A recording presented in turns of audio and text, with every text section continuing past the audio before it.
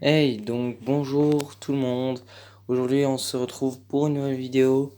Une vidéo aquariophilie, comme vous le voyez là. C'est pour faire une présentation entre guillemets de mon bac ou alors une grosse update. Vous appelez ça comme vous voulez. Donc, c'est parti. Du coup, c'est parti. Alors, on a tout d'abord le matériel. On a le filtre qui est tout derrière tout ça là. Vous voyez un peu le truc noir. Et on a un chauffage, donc je vais vous montrer. Tac, filtre qui est là, donc c'est 960 litres heure, un truc comme ça. Là, on a le chauffage qui est réglé sur 26 degrés, je crois. On va regarder ça. Ouais, 27 degrés. Près. Pardon. Du coup, au niveau matériel, j'ai encore ça, un petit thermomètre, mais ça sert à rien de le dire.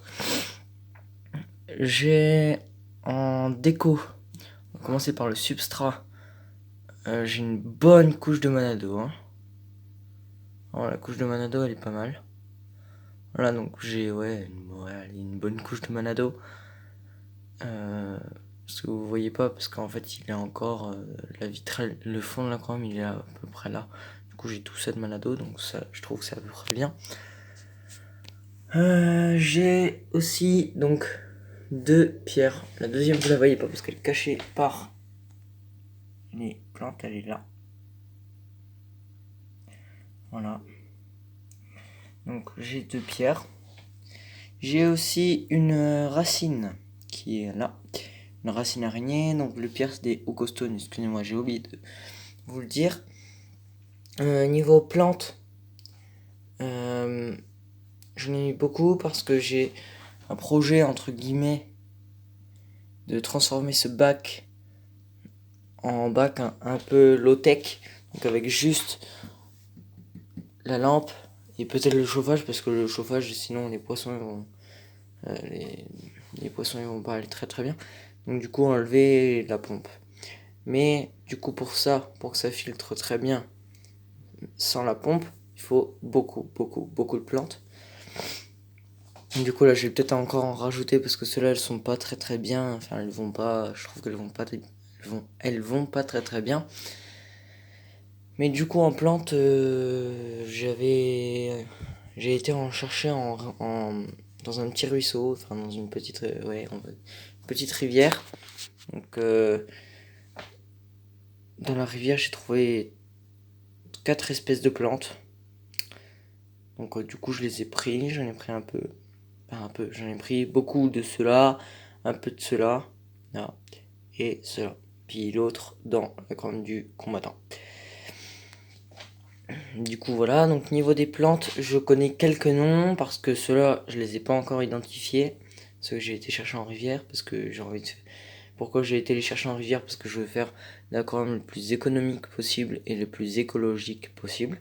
C'est pour ça que là vous voyez des algues, mais j'espère que ça va se régler naturellement parce que tous les petits paramètres que j'ai vus, je les ai réglés, donc je trouve que c'est bon.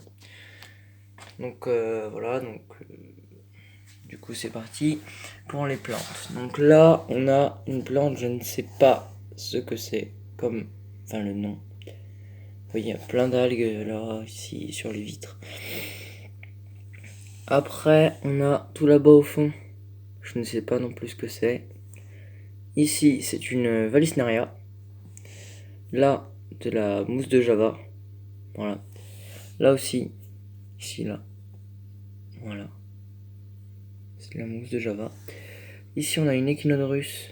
Donc là, c'est une Echinodorus. Tout ça là. Après celle-là, je ne sais pas parce que c'est celle que j'ai été prendre en rivière. Ici, donc là, on a deux espèces de plantes. Ça se voit peut-être pas trop, mais là, on en a deux. Là, on a la Bacopa, ici, qui monte jusque là. Et après, on a l'autre espèce qui est très grande, qui monte jusque au-dessus du bac. J'aurais un bac ouvert, elle passerait par-dessus le bac. Franchement, elle passerait au-dessus du bac. Donc voilà, au niveau de la population maintenant, vous les voyez là, j'ai 2 Corydoras, ici et ici, 2 Corydoras albinos. Pour les poissons de fond, j'en ai encore un, mais je sais pas si vous allez le voir. C'est un Ancistrus, je vous mettrai peut-être une photo. Peut-être une photo, ouais, parce que là, il se cache. Donc il se cache souvent là sous la racine. Excusez-moi pour la qualité, voilà. Il se cache souvent là sur la racine, sous la racine. Et du coup, j'essaierai de vous le montrer en photo. Je vous montrerai un jour, je vous ferai peut-être une fiche. Bon, du coup, j'ai quoi d'autre? Vous les voyez depuis le début, ils font que de passer les néons. Donc 10 néons. J'en ai 10. Donc je trouve que ça fait un bon petit banc. Peut-être pourquoi pas en rajouter 3 ou 4. Je pense. J'ai aussi une platie qui est seule, qui est une survivante. Malheureusement, les autres sont morts. Du coup, je savais. Enfin, j'ai pas su pourquoi, mais j'ai su après. Du coup, c'est pour ça qu'elle est survivante. C'est une survivante. J'ai aussi. Excusez-moi, ça bouge beaucoup.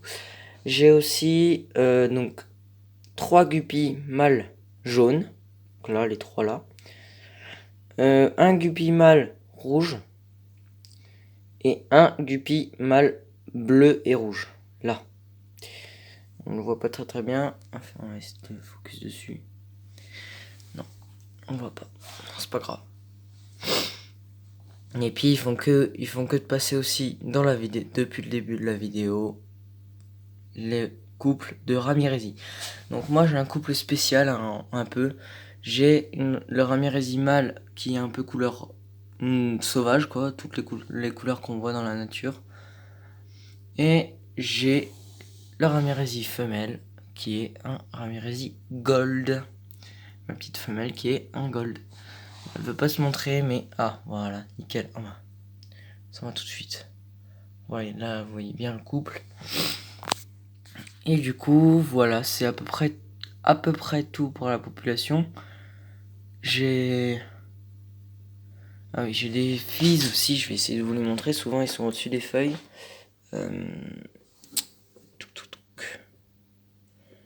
Non, je n'en vois pas. C'est un peu embêtant ça. Je sais pas où ils sont. Là il y en a pas.